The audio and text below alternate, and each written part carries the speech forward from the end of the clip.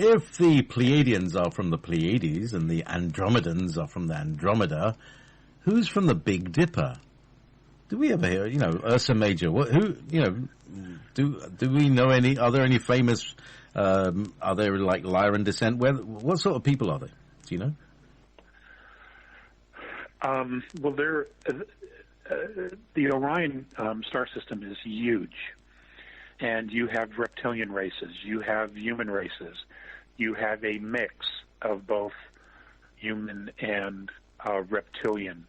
You have aquatic life. You have the sea car also come out of the Orion system. It's one of the oldest inhabited systems in our galaxy. And there's many other life forms in higher dimensions that I know next to nothing about, but I just know that there's life on many, many planets.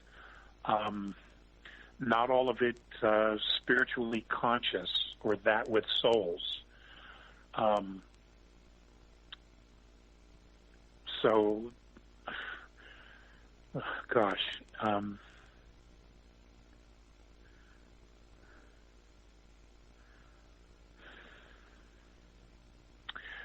That's the Rigels, those from Betelgeuse. That's all the Orion system. God, I off the top of my head, I can't I can't give you a name and verse and exactly which stars they're from. Boy, I haven't been asked a question like that in 15 years. So I'm rusty. I'm rusty. I need to go back to my notes. I'm rusty. Get your star maps out, and because we've heard. I had a girlfriend once who said, "Why does the Pleiades look like a little Big Dipper?" So it's like, where's the end of it? I'm sure they've hidden some planets. I'm sure they've hidden some stuff. But the way stars look to us is kind of pretty random, isn't it? As we make the pictures. Yes, it is. Yes, it is. Because if you're on the other side, it would look completely different.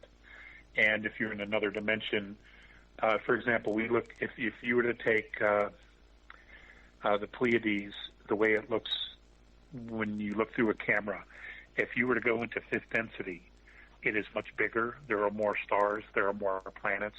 It's much more expansive because the higher you go in dimensions, the more expansion there is, the bigger it is, the more room, the more space there is. And it's not where it looks the same at all. It just doesn't.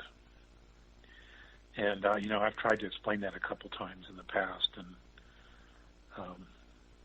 people just didn't seem to get that. They think that they can't see beyond their density. They can't imagine anything else. We have a TV show called Doctor Who in Britain. I don't know if you've ever seen that one. But one of the characteristics of his spaceship is that when it's a little box on the outside, but you step in the door and it's huge on the inside. It's like a palace. Right. You nailed it for me one day because you said, the Andromedan ships, they're built in the fifth dimension, but they give them a very small third dimension footprint. And that's exactly what we're talking about. That's exactly right. That's exactly right. and it's the same with stars, with planets, with systems, even black holes. They're bigger because it's more expansive. There's more space. There's more frequency. Okay, and I guess that's really the best way. There's more frequency. We live on a third density dimensional plane where we have a color spectrum of 72. They're at 123. Fifth density is 123, and you go up from there. It doesn't sound like a lot, but if you remember the stories I've told you about when I was there on their mothership, it took me weeks to see things that were right in front of me the whole time. And I didn't see them because my mind could not conceive of such things, such objects. And slowly, as I adapted to the frequency of being there on the ship, my physicality, as it adapted, I began to see things coming into my peripheral. And towards the end of my 91 days with them, I could see a lot of things that I didn't see for half my trip there, for half of my stay. And it was there the whole time. You know, I mean, I would remember when the children were in the park, I would see them playing with something, but I didn't see it. It was almost as if I thought, well, they're using their imagination. Well, they weren't. They were actually playing with something physical that they saw, but I couldn't see it because my mind could not conceive of such a thing. Very similar to what happened with the conquistadors when they went into South America. The Native Americans, the natives there, they couldn't see the ships. You know, they just simply couldn't see the boats, the tall ships, the tall sails. They couldn't see any of it because it was not something they could conceive of. It didn't exist to them. So, and you know, and that's what's happening with humanity. You know, for the longest time, aliens didn't exist, and well, now people are starting to come around. They're beginning to see more and more and more.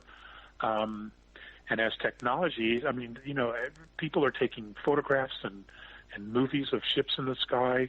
They're seeing things in the forest that nobody knew was there for the longest time because none of us could see it. But now that our perception is changing, people are beginning to see things, you know, in the forest, in caves, in remote mountain areas. They're beginning to see living things that are clearly not humanity, not us, that have been here. For the examples I gave in Vietnam, you know, that's another scenario.